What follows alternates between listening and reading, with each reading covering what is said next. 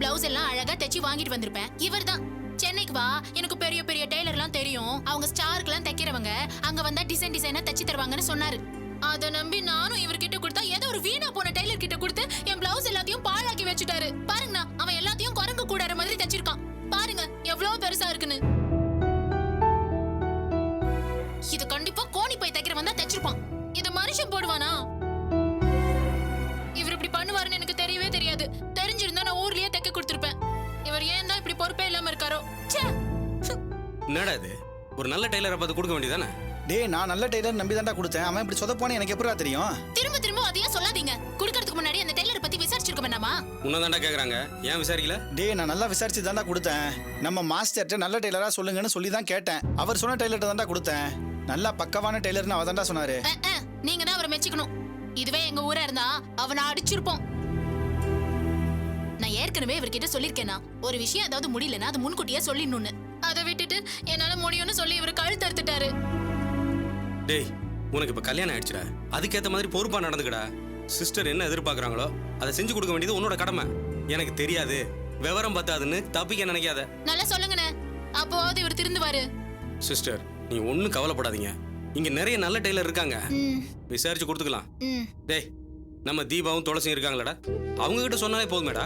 அவங்களே நல்ல டெய்லரை பார்த்து ஸ்டிச் பண்ணி வாங்கிட்டு வந்துட போறாங்க. சிஸ்டர், நீங்க ஒன்னும் கவலைப்படாதீங்க. துளசி இல்லைன்னா தீபா, அவங்கள கேட்டா கரெக்டா சொல்லிடுவாங்க. அவங்களெல்லாம் நான் இன்னும் பார்த்தது கூட கிடையாது. நீங்க அவங்க கிட்ட கேட்டு அவங்க என்கிட்ட வந்து சொல்லி பிளவுஸ் எல்லாம் தைச்ச மாதிரி தான்.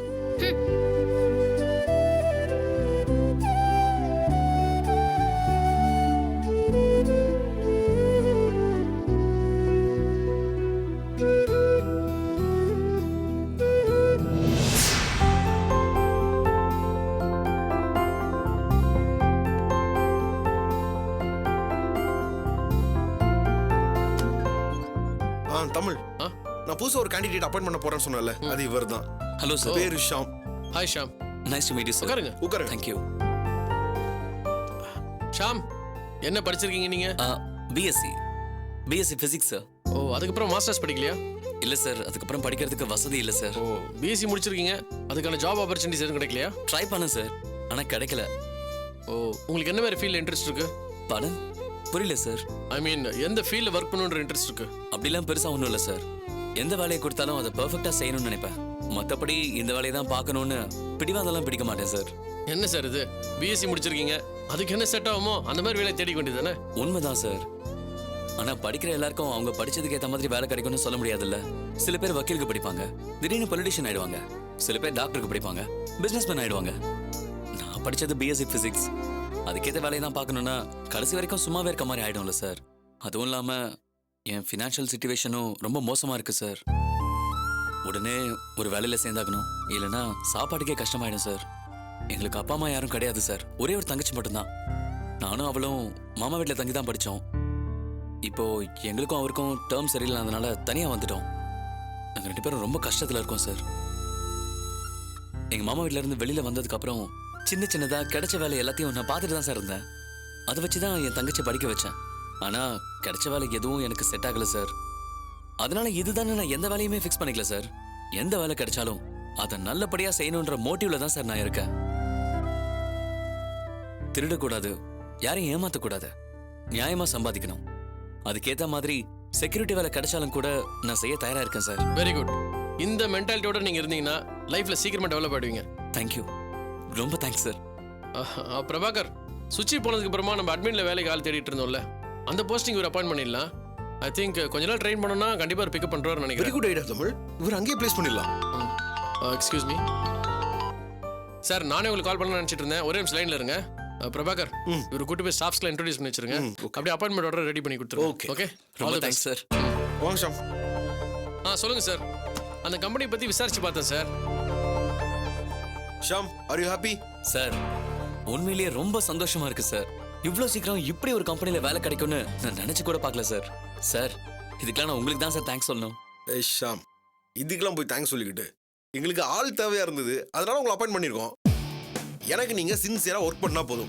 கண்டிப்பா சார், நீங்க பாராட்டுற அளவுக்கு நான் வேலை செஞ்சு காட்டுறேன். சார், ஒரே ஒரு சின்ன ரிக்வெஸ்ட். நான் ஒரு 3 days கழிச்சு வந்து ஜாயின் பண்ணிக்கலாமா? கொஞ்சம் டைம் கொடுத்தீங்கன்னா நல்லா இருக்கும். இல்ல ஷாம், நீங்க உடனே ஜாயின் பண்ணிக்க வேண்டியதானே? ஏன் டைம் கேக்குறீங்க? அது வந்து சார், நீங்க சொன்னீங்கன்னு நான் எந்த ஒரு ப்ரிப்பரேஷனும் இல்லாம திடீர்னு கிளம்பி வந்துட்டேன் சார். ஆக்சுவலா எனக்கு இங்க ஒரு ஃப்ரெண்ட் இருக்கான் சார். அவங்க வீட்ல தங்குறதா தான் ஐடியா. ஆனா திடீர்னு அவன் எங்கேயோ ஊருக்கு கிளம்பி போயிட்டான். அதனால எனக்கு இப்போ ஸ்டே பண்ணிக்கிறதுக்கு இடம் இல்லை சார். அதெல்லாம் ஒரு ப்ராப்ளமே இல்ல. நல்ல லாட்ஜ் நிறைய இருக்கு, அதுல ஸ்டே பண்ணிக்கோங்க. ஐயோ சார், லாட்ஜ்ல ஸ்டே பண்ற அளவுக்கு என்கிட்ட பணம் இல்லை. அதுவும் இல்லாம தனியா தங்குறதுன்னா எனக்கு ஒரு மாதிரியா இருக்கும் சார். ஏன் போலீஸ் ரைடு ஏதாவது ஒரு பயப்படுறீங்களா? ஐயோ அப்படிலாம் ஒன்றும் இல்லை சார். சின்ன வயசுலயே எங்க அப்பா அம்மா இறந்துட்டாங்க. அதை மறக்கிறதுக்காகவே எப்பவும் நான் என் ஃப்ரெண்ட்ஸ் கூடவே இருந்து பழகிட்டேன். அதனால நான் தனியா இருந்தேன்னா எங்க அப்பா அம்மா ஞாபகம் வந்துடும் சார். தனியா இருக்கிறது ரொம்ப பெரிய கொடுமை சார். ஷாம், நீங்க சொல்றது எனக்கு புரியுது. தனியா இருக்கிறது எவ்வளவு பெரிய குடும்பம் எனக்கும் தெரியும். அப்பா அம்மா இல்லாம நானும் இப்ப தனியா தான் இருக்கேன். அந்த வேதனையை நானும் அனுபவிச்சிருக்கேன். ஆமா சார், தனியா இருக்கிறது இவ்வளோ பெரிய கொடுமை இல்லை. அதனால தான் நான் லாட்ஜில் ஸ்டே பண்ண விரும்பல. என் ஃப்ரெண்டு ஒரு 2-3 நாளில் வந்துடுறேன்னு சொல்லியிருக்கான் சார். அது வரைக்கும் சமைச்சிட்டனா கூட போதும் சார். ஆனால் எனக்கு தெரிஞ்சவங்கன்னு இங்கே யாருமே இல்லை சார். அதனால தான் ஊருக்கே போயிட்டு வந்துடலாமான்னு பார்க்குறேன் சார். நோ நோ, நீங்க எதுக்கு ஊருக்கு போய்கிட்டு? உங்க ஃப்ரெண்டு வர வரைக்கும் பேசாம நீங்க என் வீட்லயே ஸ்டே பண்ணிக்கோங்க. சார் ஆமா சாம், உங்களுக்கு அங்க எல்லா வசதியும் இருக்கும். உங்க ஃப்ரெண்டு வர வரைக்கும் நீங்க என் வீட்லயே ஸ்டே பண்ணிக்கோங்க. சார் ரொம்ப தேங்க்ஸ் சார். இந்த உதவியை நான் மறக்கவே மாட்டேன் சார். ஷாம், இதெல்லாம் ஒரு மேட்டரே கிடையாது. அனாவசியமா எமோஷன் ஆகாதீங்க. வாங்க, ஸ்டாஃப் எல்லாம் இன்ட்ரோடியூஸ் பண்ணிக்கிறேன். போலாம் சார். ஹலோ நித்யா, இனிமே ஒரு நம்ம ஆஃபீஸ்ல ஒர்க் பண்ண போறாரு. பேரு ஷாம், இவங்க மிஸ் நித்யா. வாங்க போலாம்.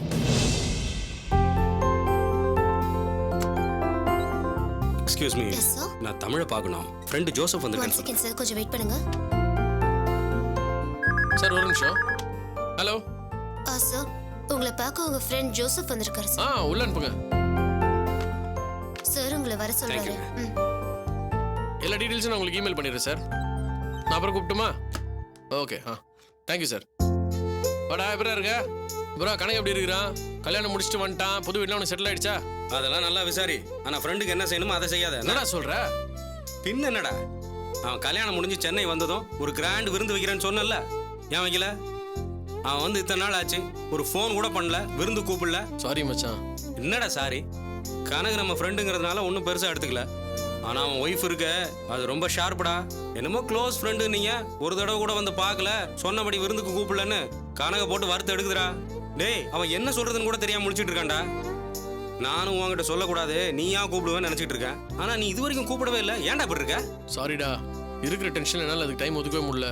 சரி, நீங்கள் வீட்டு தானே இருப்பான்? அவன் கண்டிப்பா வீட்டில் தான் இருப்பான். சார், நான் இப்போ ஒன்று பண்ணுறேன். இன்னைக்கு ஈவினிங் கனகு வீட்டுக்கு போயிட்டு நாளைக்கு எங்கள் வீட்டுக்கு விருந்து வரதுக்கு இன்வைட் பண்ணிடுறேன். ஓகேவா? அது சொல்லாது, செய். இருக்கிற டென்ஷனை இதையும் சொல்றது மறந்துடுறது. கரெக்ட் தான். நான் மறந்தாலும் மறந்துடுவேன். எதுக்கும் துளசிக்கு நான் ரிமைண்ட் பண்ண சொல்லிடுறேன். ஹலோ. துளசி எங்க வீட்ல இருக்க? ஆமாங்க. சரி, இன்னைக்கு ஈவினிங் காலேஜ் விஷயமா ஒருத்தர் போய் பார்க்க போறோம். அதுக்கு முன்னாடி கனகு வீட்டுக்கு போயிட்டு நம்ம வீட்டுக்கு நாளைக்கு விருந்து வரதுக்கு இன்வைட் பண்ண போறோம். ஓகேவா? சரிங்க, ரெடியா இருக்கேன். சரி, வேற எதுல வச்சிடுறேன். சரிங்க. என்ன, ஓகேவா? Okay okay. சரி, ஜூஸ் சாப்பிடுறியா? சொல்லுடா. அதானே பார்த்தேன், நீ அது வேணான்னு சொல்லுவியா? அது சார் சார்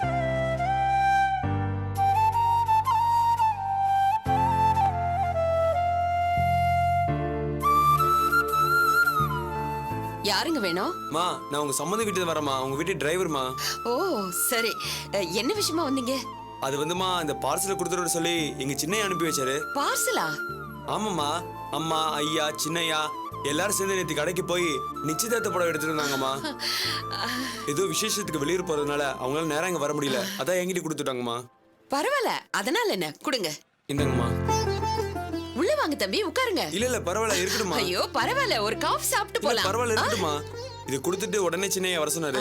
அதான் இந்த புடவைய சின்னையாவே பார்த்து செலக்ட் பண்ணிருக்காருமா. பொண்ணு கலருக்கு ஏத்த மாதிரி செலக்ட் பண்ணிருக்காராம். ஐயா சொல்ல சொன்னாருங்கம்மா. அப்படியா? ரொம்ப சந்தோஷம் தம்பி. புடவைய பார்த்துட்டு அப்புறமா அவங்களுக்கு ஃபோன் பண்றேன். சரிங்கம்மா, சொல்றேங்கம்மா. சரிப்பா, போயிட்டு வா. ஐயோ, ஏய் பவி, பவித்ரா, அடியே வரேம்மா. என்னம்மா? என்னங்க, மாப்பிள்ளை வீட்ல இருந்து நிச்சயதார்த்தத்துக்கு புடவை அனுப்பிச்சிருக்காங்க பாருங்க. அடியே சீக்கிரமா வாடி. எதுக்கு இவ்வளவு அவசரமா கூப்பிடுற? மாப்பிள்ளை வீட்ல இருந்து நிச்சயதார்த்தத்துக்கு புடவை அனுப்பியிருக்காங்க பாரு. பிடிச்சிருக்கான்னு பாரு. ஐயோ, புடவையை பாரு, எப்படி நெகு நெகுன்னு இருக்கு பாரு.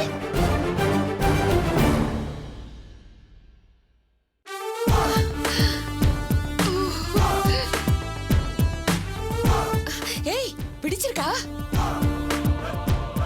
கலர் சூப்பரா இருக்குல்ல?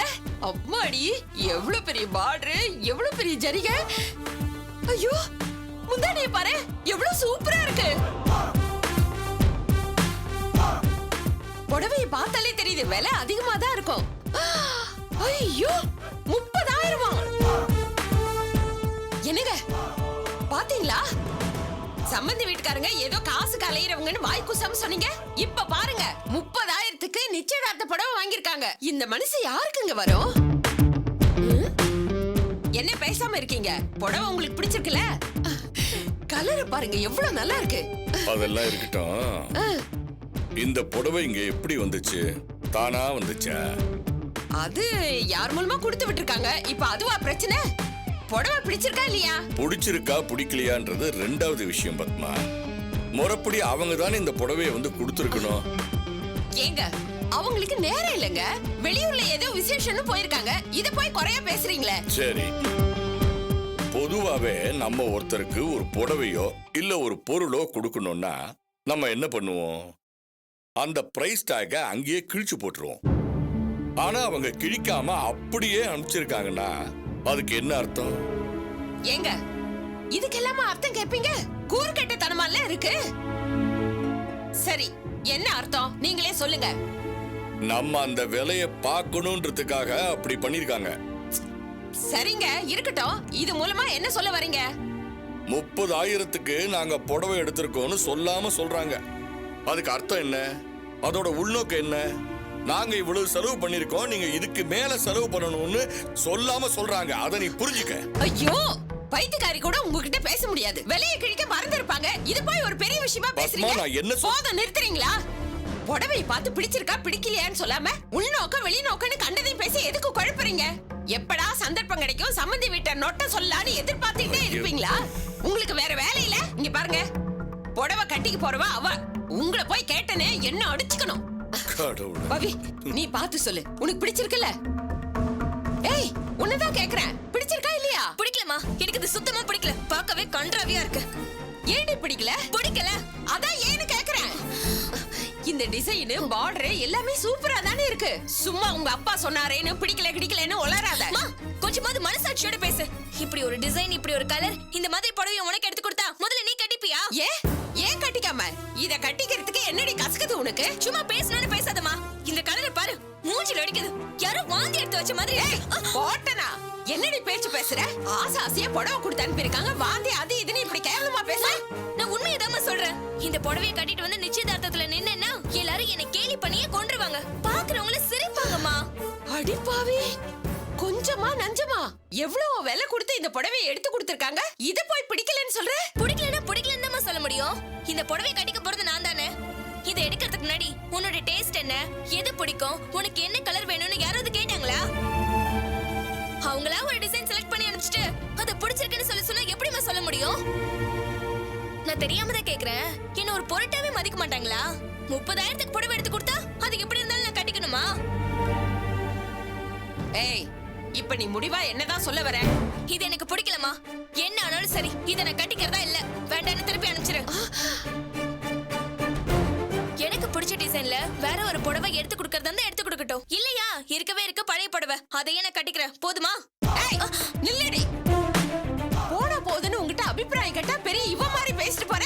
இங்க பாரு, உனக்கு பிடிச்சாலும் சரி பிடிக்கலனாலும் சரி, இதுதான் உனக்கு நிச்சயதார்த்த புடவை. இதைத்தான் நீ கட்டிக்கணும், புரியுதா? ஏமா, எனக்குன்னு ஒரு ஆசை இருக்காதா? எவ்வளவு பெரிய விஷயம் மாப்பிள்ளை பாக்குறது. அததான் உன் இஷ்டத்துக்கு பார்த்த. கேவலம் புடவை, அத கூட ஏன் விருப்பத்துக்கு கொடுக்க மாட்டியா? போதும், நிறுத்து. இந்த புடவைக்கு என்னடி குறைச்சலு? மாப்பிள்ளை உனக்காக பார்த்து பார்த்து வாங்கியிருக்காரு. மெனக்கெட்டு பொண்ணுக்கு ஏத்த மாதிரி மேட்சிங்கா வாங்கியிருக்கேன்னு டிரைவர் கிட்ட சொல்லி அனுப்பியிருக்காரு. இத போய் திருப்பி அனுப்புனா அவங்க என்னடி நினைப்பாங்க? இது பாரு, நம்ம சொந்தத்துல இந்த அளவுக்கு யாரடி வசதியா புடவை கட்டி இருக்காங்க? அவ சாயம் போன புடவையை கட்டிக்கிட்டு பிச்சைக்காரி மாதிரி அலைஞ்சுகிட்டு இருக்காளுங்க. இதெல்லாம் கண்ணால கூட பாத்திருக்க மாட்டாளுங்க. ஆனா உனக்கு அந்த அதிர்ஷ்டம் அடிச்சிருக்கு. அத நினைச்சு சந்தோஷப்படுறதை விட்டுட்டு என்னமோ குறை சொல்லிக்கிட்டு இருக்க. பத்மா, அவ மேல இருக்கு கோவப்படுற? உங்க மேல கோவத்தை காட்ட முடியலங்க, அதான் இவகிட்ட பேசிட்டு இருக்க. பிடிக்கலன்னு எடுத்ததுமே வாய வச்சீங்கல, அத சாக்கா வச்சுக்கிட்டு இவளும் பேசுறா பாருங்க. இத பார், நீ தான் நிதானம் இல்லாம பேசிக்கிட்டு இருக்க. அந்த புடவையோட விலை 30,000மோ 40,000மோ. சந்தோஷங்கிறது புடவையோட விலையில இல்ல, அதை எடுத்து தரவங்க நம்ம பொண்ணு மேல வச்சிருக்கிற அக்கறையில இருக்கு. அந்த அக்கறை மாப்பிள்ளை வீட்டுல இருக்கான்னு பார்த்தா அது இல்லைங்கிறது தான் உண்மை. நம்ம பொண்ணை அவங்க ஒரு பொருட்டா மதிக்கவே இல்லை. மதிக்கிறதா இருந்தா ஒரு டிரைவர் கிட்ட புடவையை கொடுத்து அனுப்பிச்சிருப்பாங்களா? இது எல்லாத்துக்கும் மேல இவ்வளவு விட்டுட்டு அவங்க இஷ்டத்துக்கு ஏதோ ஒரு புடவை எடுத்துட்டு வந்திருக்காங்க. ஏன் இப்படி பண்ணாங்க? இத பாரு பத்மா, நம்ம பொண்ணுக்குன்னு ஒரு மனசு இருக்கு, அதுல ஒரு விருப்பம் இருக்கு. அது அவங்களுக்கு தெரியாது. சரி, அப்பா அம்மா மறந்திருக்கலாம், மாப்பிள்ளை ஞாபகப்படுத்திருக்கலாம்ல. அதையே அவர் பண்ணல. ஏன்னா பவித்ராவை அவங்க ஒரு பொருட்டாவே நினைக்கல. அதுதான் உண்மை. துளசியோட புருஷனை எடுத்துக்க. அவரு இந்த வீட்டோட மூத்த மாப்பிள்ளை. ஆரம்பத்துல அவரும் வசதி இல்லாதவர் தான். இருந்தாலும் துளசிய சந்தோஷமா அவளுக்கு எந்த குறையும் இல்லாம அவர் பார்த்துக்கிட்டாரு. துளசிக்கு படிப்புல ஆர்வம் இருக்குன்னு தெரிஞ்சதும் அவரு கஷ்டப்பட்டாலும் படிப்புக்காக அவ்வளவு செலவு பண்ணிட்டு இருக்காரு. ஏன் குழந்தை பெத்துக்கிறதையே தள்ளி போட்டிருக்காரு. இதெல்லாம் எதுக்காக? அவரு பணத்தை பெருசா மதிக்கல. பொண்டாட்டியோட சந்தோஷம், அவளோட விருப்பம், அதுதான் முக்கியம்னு அவர் நினைச்சுக்கிட்டு இருக்காரு. அதுக்கு தகுந்த மாதிரி அவர் நடந்துக்கிறாரு. அந்த மனசு இந்த மாப்பிள்ளைக்கு இருக்கா? இல்லையே. தமிழும் பிசினஸ் ஆரம்பிச்சு இப்ப நல்ல வசதியா இருக்காரு. ஆனா இன்னும் பழச மறக்கவே இல்ல. ஒரு புருஷன் பொண்டாட்டிக்கு கொடுக்க வேண்டிய மதிப்பெல்லாம் கொடுத்துக்கிட்டு இருக்காரு.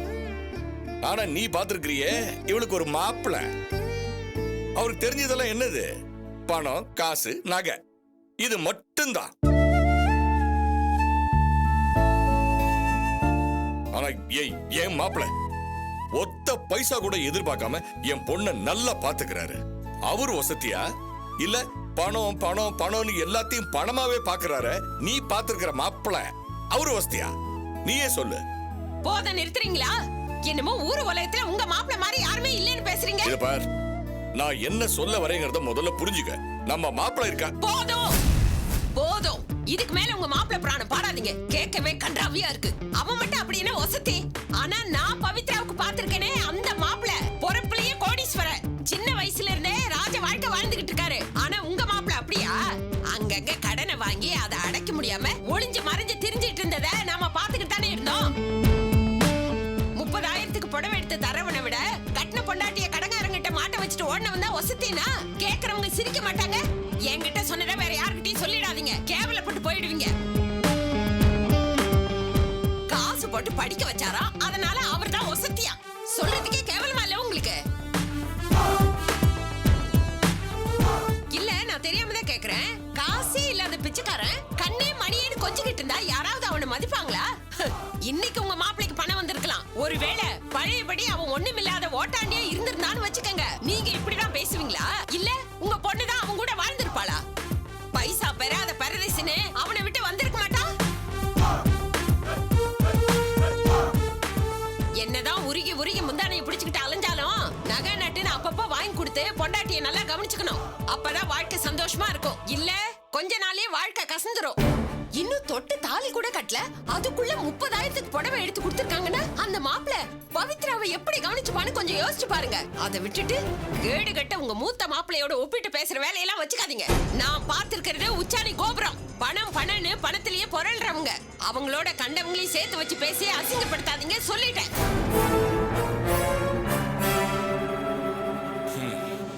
பாருங்கப்பா அம்மாவை, இப்ப பாரு பணம் தான் முக்கியம்னு பேசிட்டு இருக்காங்க. அவங்க வசதியா இருக்கிறதுனால அவங்க விருப்பப்படிதான் நடந்துக்கணுமா? எனக்குன்னு ஒரு ஆசையே இருக்காதாப்பா? அத நினைச்சாதாம்மா எனக்கு ரொம்ப வருத்தமா இருக்கு. என்ன பண்ண சொல்ற? நீ தான் பாத்துக்கிட்டு இருக்கியே, இந்த சம்பந்தமே வேண்டாம் நிறுத்திறேன்னு நான் சொல்லிட்டு இருக்கேன். ஆனா எல்லாமே என் கை மீறி போய்கிட்டு இருக்கேம்மா.